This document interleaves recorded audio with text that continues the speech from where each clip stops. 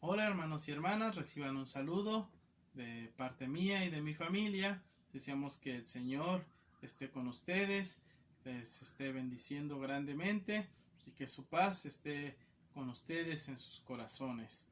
Deseamos también compartir con ustedes en esta hora una breve reflexión con motivo del día de Pentecostés, a la cual he titulado Pentecostés y la primera evangelización.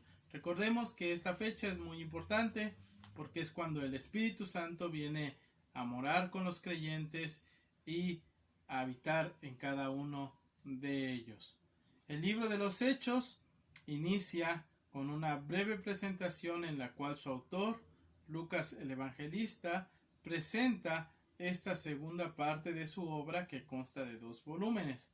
En el primer volumen, que es el Evangelio según Lucas, nos habla acerca de todas las cosas que Jesús comenzó a hacer y enseñar, hasta el día de la Ascensión, momento en el cual, según Lucas, estaban los discípulos y el Señor Jesucristo reunidos en Jerusalén.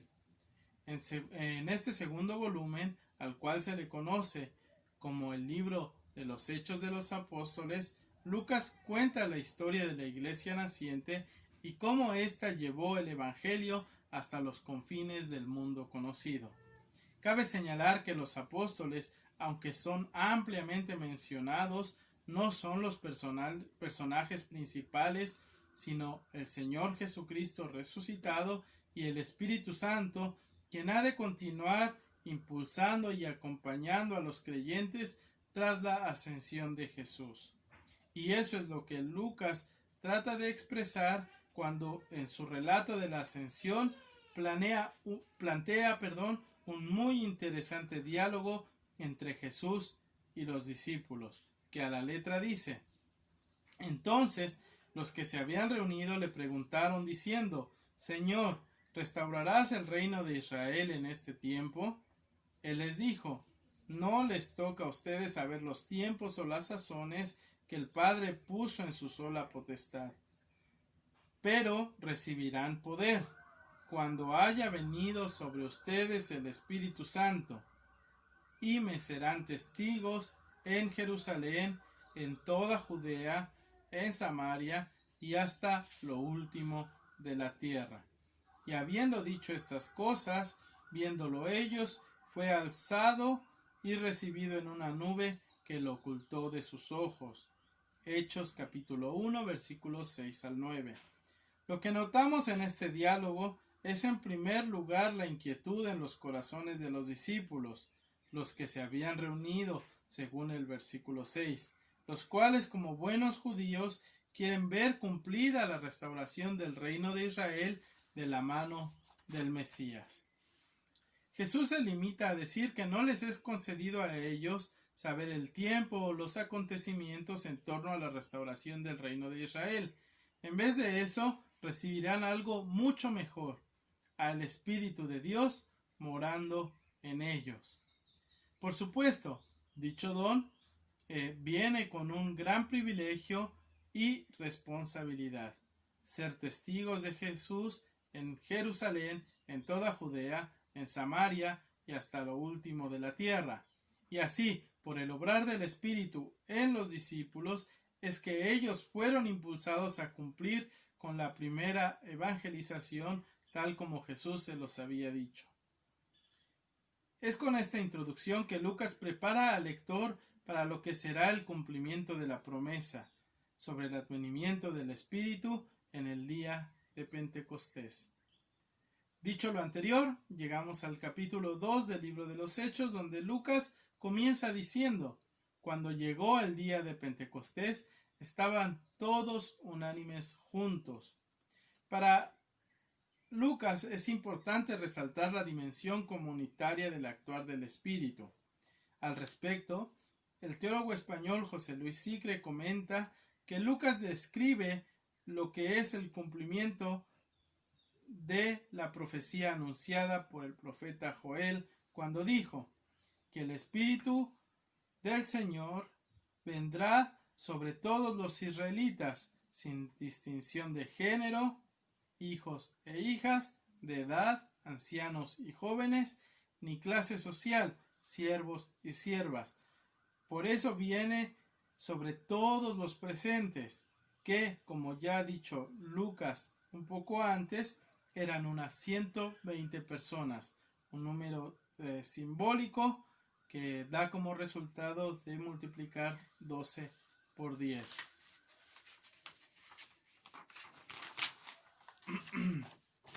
Finalmente llega el cumplimiento de la promesa, y entonces todos los presentes fueron llenos del Espíritu Santo y comenzaron a hablar en otras lenguas según el Espíritu les daba que hablasen. Otro elemento que encontramos en el relato sobre la venida del Espíritu es su relación estrecha con el apostolado. Recordemos que la palabra apóstol significa enviado y por lo tanto la palabra apostolado significa un envío, la actitud de enviar a alguien. Al respecto se puede decir que el Espíritu Santo no viene a formar una comunidad que existe aislada del mundo a su alrededor e indiferente a él, sino todo lo contrario.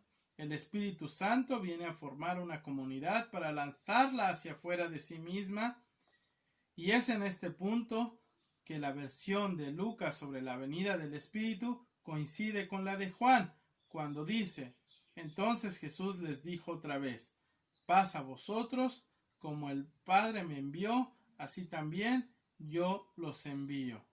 Y habiendo dicho esto, sopló y les dijo: recibid el Espíritu Santo. Dicho lo anterior, debemos recordar que cuando Jesús anuncia la venida del Espíritu Santo, lo hace explicando que dicha venida tiene un propósito muy específico, y es empoderar a los creyentes para que sean testigos de Jesús en Jerusalén, en toda Judea, en Samaria y hasta lo último de la tierra. De allí otro aspecto importante, y es que la venida del Espíritu muestra el carácter universal del Evangelio. Lo anterior se hace notorio cuando lo primero que hace el Espíritu en los discípulos es darles el don de lenguas. Lucas es muy específico e intencional al señalar que los creyentes continuaban en Jerusalén durante la fiesta de Pentecostés, que corresponde al segundo domingo después de la Pascua, motivo por el cual moraban por entonces en Jerusalén judíos, varones piadosos de todas las naciones bajo el cielo. Y es frente a estas personas que los creyentes comienzan a hablar en otras lenguas, según la Reina Valera.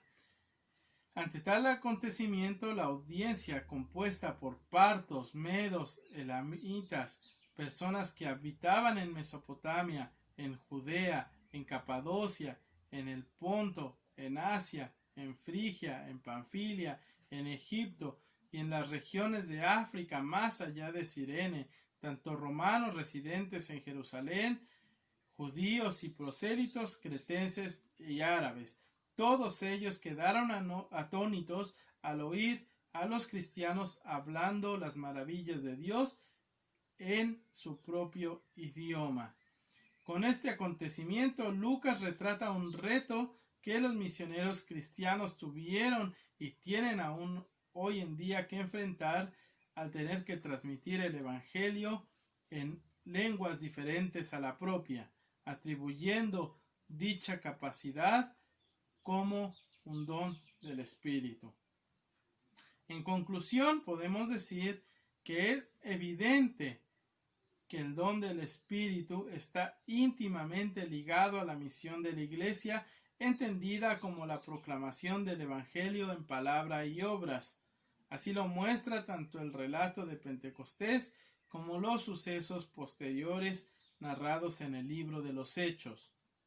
Desde esa óptica, siguiendo la narrativa ya mencionada, la Iglesia hace bien cuando no se sirve a sí misma, sino que sirve a la comunidad donde se encuentra, a lo que Lucas llama Jerusalén, a las comunidades aledañas cuyos parámetros culturales no son tan ajenos, es a lo que Lucas se refiere como Judea y Samaria. Y por último, pero no menos importante, hasta los confines de la tierra, ya que el Espíritu Santo nos ha sido dado para cumplir tal tarea en cada una de las dimensiones mencionadas. Ocasionalmente surgen cuestionamientos tales como ¿por qué debemos como iglesia enviar misioneros a lugares remotos cuando en nuestro país, estado, incluso ciudad, barrio o colonia, entre nuestros vecinos y familiares, aún hay necesidad de predicar el Evangelio? La respuesta, por supuesto, está en la Escritura misma. Cuando el Señor Jesús mandó a sus discípulos esperar en Jerusalén, fue un mandato temporal, mientras eran investidos por el poder del Espíritu. Así que una vez llegado este poder, debían testificar, comenzando en su lugar de origen, pero llegando hasta lo último de la tierra.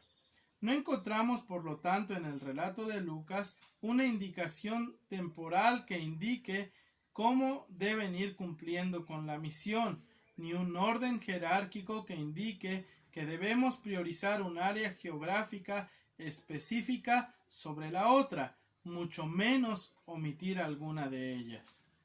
No debemos, por lo tanto, esperar a terminar la evangelización local o que deje de haber necesidad del Evangelio a nuestro alrededor para ahora sí ir más allá de nuestras fronteras.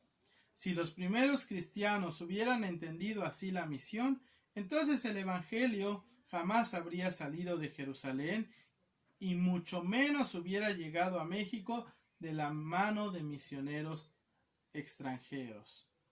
Por lo anterior, podríamos decir que uno de los desafíos para la Iglesia mexicana es seguir siendo obediente al impulso del Espíritu, que nos fue dado para ser testigos de Jesús en nuestro lugar de origen, en nuestras comunidades y las comunidades aledañas, pero también para que vayamos hasta los confines de la tierra. Entonces, hermanos, seamos obedientes a este mandato del Señor, dejémonos guiar por la fuerza del Espíritu y cumplamos con esta misión. Gracias por su atención y que el Señor les bendiga. Hasta la próxima.